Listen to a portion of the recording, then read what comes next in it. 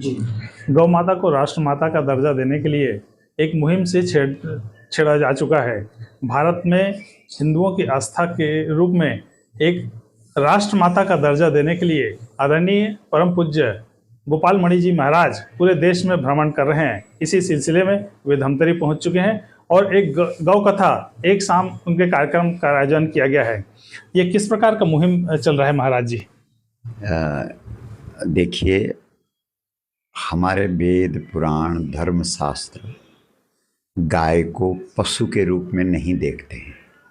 पशवो न गावः, गाय पशु नहीं, गावो विश्वस्य मातरः।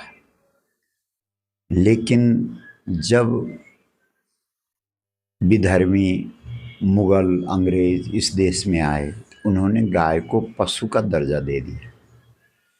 और जब पशु का दर्जा दे दिया तो ये कह दिया कि भाई जब तक दूध देती है तब तक इसको रखो, बाद में काट के खा जाओ। तो चलता रहा। फिर 1857 की जो क्रांति हुई अंग्रेज़ों के खिलाफ, मंगल पांडे ने, उसमें अंग्रेज़ों ने गाय की चर्बी के खोल लगा दिए थे कारतूसों पर, और मंगल पांडे ने उन कारतूसों को खोलने के लिए मना कर दिया कि भाई इससे तो मेरा धर्म भ्रष्ट होता है, मेरे लिए तो गाय माता है। और 3 अंग्रेज अफसरों को उड़ा दिया था। तो यद्यपि वो क्रांति तो अंग्रेज़ों ने दबा दी थी, लेकिन फिर धीरे धीरे पूरे देश के अंदर ये बात फैल गई कि भाई ये लोग जो अंग्रेज हैं ये गौद्रोही हैं। हमने अंग्रेज़ों को इस देश से इसलिए नहीं भगाया कि वो इंग्लैंड से आए हैं, क्योंकि हमारे लिए तो वसुधैव कुटुंबकम है, मतलब हम तो पूरे संसार को एक परिवार मानने वाले लोग हैं। हम तो इस संस्कृति में जीने वाले लोग हैं। हमारे लिए तो द्योः शांति, पृथ्वी शांति, आपः शांति, संपूर्ण संसार एक परिवार है। लेकिन हमारी संस्कृति उस व्यक्ति को स्वीकार नहीं करती जो गौ के साथ पशु का व्यवहार करे, यानी जो गौद्रोही हो। इसलिए उनको यहाँ से जाना पड़ा। लेकिन हुआ क्या कि जब वो लोग यहाँ से चले गए तो तब जो भारत में सरकार बनी उसका परम कर्तव्य बनना होता कि वो गाय को माता का सम्मान देते और गौ हत्या बंद होती। लेकिन उन लोगों ने सिर्फ केवल भावना का दोहन तो किया, जैसे अपना चुनाव चिन्ह बैलों की जोड़ी बना दिया, तो पूरे भारत के लोगों को गुमराह करते रहे कि देखो भाई। तो अब लोग, सामान्य लोग, गांव के लोग, सरल लोग कि हाँ भाई ये तो गाय बैल वाले लोग हैं, इनको वोट दो। फिर उसके बाद उनका आपसे झगड़ा हुआ तो गाय बछड़ा चिन्ह बना दिया, उस पर भी लोगों को लूटते रहे। अच्छा, तो फिर इस देश के अंदर ये हुआ कि भाई कोई ऐसी सरकार आवे जो सनातन मूल्यों को, गौ माता के प्रति आस्थावान हो, निष्ठा रखती हो, गाय को माता का सम्मान देती हो।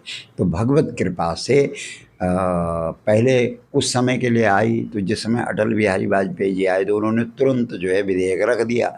लेकिन उनकी जो सरकार थी वो तो पूर्ण समर्थन नहीं था उसमें। जैसे वो नायडू जी और वो ममता जी, ये दोनों खड़े उठ गए और उन्होंने लोकसभा में कह दिया कि भाई गाय का तो हम मांस खाते हैं। तो फिर उनको पीछे हटना पड़ा। तो तब लोगों ने सोचा कि भाई कब वो समय आएगा जब भारत के अंदर ऐसी सरकार आएगी जो पूर्ण बहुमत की सरकार होगी, जो हिंदू धर्म को सम्मान और प्रतिष्ठा देने वाली सरकार होगी। और आज वो सरकार है, लेकिन उस सरकार ने भी तो गाय को पीछे धकेल दिया है। तो हमारा कहना यह है कि भाई गाय को जो सम्मान इस देश के अंदर था वो सम्मान दो। और हमारे जो सनातन में जितने भी सत्कर्म हैं, अब जैसे अभी राम जी की प्रतिष्ठा हुई, तो प्रतिष्ठा बिना गाय के हो सकती है क्या? कोई छोटा सा भी काम करो, बड़ा काम करो, आप अपने घर में बालक का विवाह कराते हैं तो गौदान होता है, जन्म होता है तो गौदान होता है, मरण होता है तो गौदान होता है। तो इतनी बड़ी भारी राम, पूरे देश आज नाच रहा है, नृत्य कर रहा है, आनंदित हो रहा है, भाव विभोर हो रहा है। राम जी की प्राण प्रतिष्ठा हुई, बहुत खुशी है, हमको प्रसन्नता है। लेकिन गौ का रक्त धरती पर गिर रहा है, गव्य से तो प्राण प्रतिष्ठा होगी। गव्य यानी गाय की जो 5 चीज़ें हैं, गाय का दूध है, गाय का दही है, गाय का घी है, गाय का गोबर का रस है, गाय का गौमूत्र है। जब इन पंचगव्यों से प्रतिष्ठा होगी तो उस गाय की तो दुर्दशा है। प्राण प्रतिष्ठा शब्द में देखो, प्रतिष्ठा से प्राण बढ़ जाते हैं। हम भारतीय लोग जिसको प्रतिष्ठा देते हैं, पत्थर को भी प्रतिष्ठा दे करके उसमें प्राण भर देते हैं। लेकिन हमारे वेद कह रहे हैं, शास्त्र कह रहे हैं कि गावः प्रतिष्ठा भूतानाम।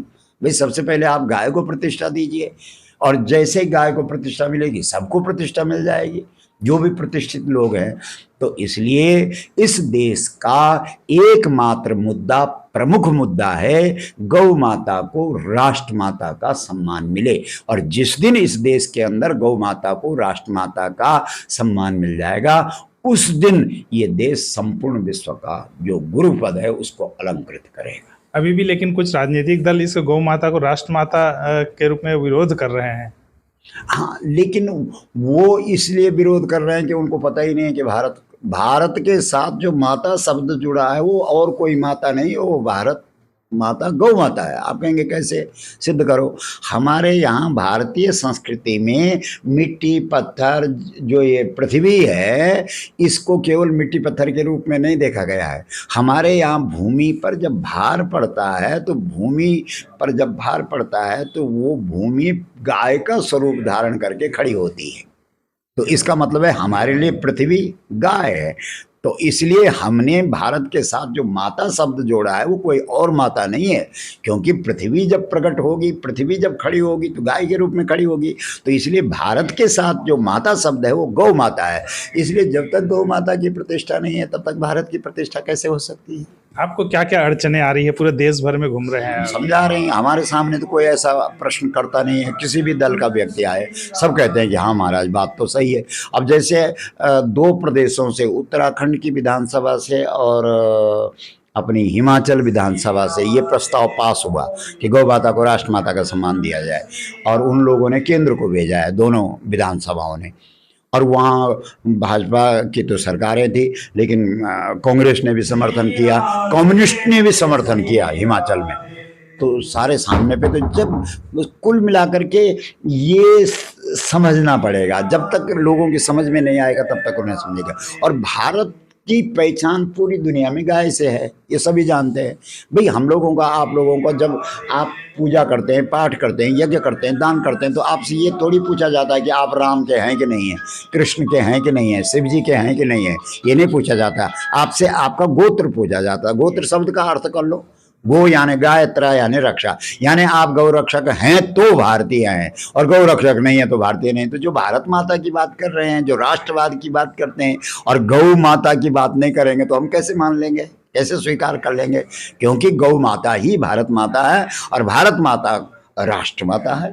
क्या अपनी बात को आपने केंद्र सरकार तक पहुंचाया? उनका क्या? हमने जो है इस देश के प्रत्येक राज्य में हम गए, प्रत्येक मुख्यमंत्री को हमने ज्ञापन दिया है, जितने प्रधानमंत्री जी को हमने ज्ञापन दिया है। पहले 2014 में दूसरी सरकार थी, उनको दिया, इनको दिया, सबको दिया, राष्ट्रपति जी को दिया। अब वो सुन नहीं रहे या सुनना नहीं चाहते हैं, ये वो जाने। क्या लगता है कब तक ये सफलता प्राप्त हो सकती है? सफलता तो प्राप्त होगी, पूरा देश खड़ा हो गया है, हो रहा है। अभी चारों शंकराचार्य इस मुद्दे में एक मत हो गए हैं। और अभी 20 नवंबर को जो दिल्ली के अंदर रैली थी, उसमें जो 4 पीठ है, हमारे चारों शंकराचार्यों ने इस बात को सहर्ष स्वीकार किया कि भाई इस देश की गौ माता राष्ट्र माता है। और शंकराचार्यों ने तो ये बात भी कही है, जो ज्योतिष मठ के शंकराचार्य हैं, कि भाई जब तक गौ हत्या हो रही है तब तक हम राम जी को कैसे मुख दिखाएंगे।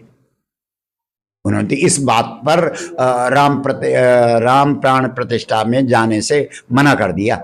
उनका आप वक्तव्य देखिए, आप पढ़िए उसको। अभी भी तस्करी चल रही, कत्ल खाने चल रहे हैं। ये तो तब तक चलेगा जब तक पशु का भाव है, क्योंकि पशु को काटने का तो कानून है देश के अंदर।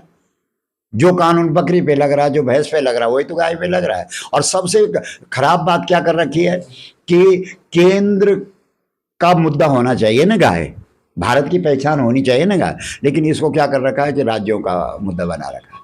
इसलिए दुर्दशा है।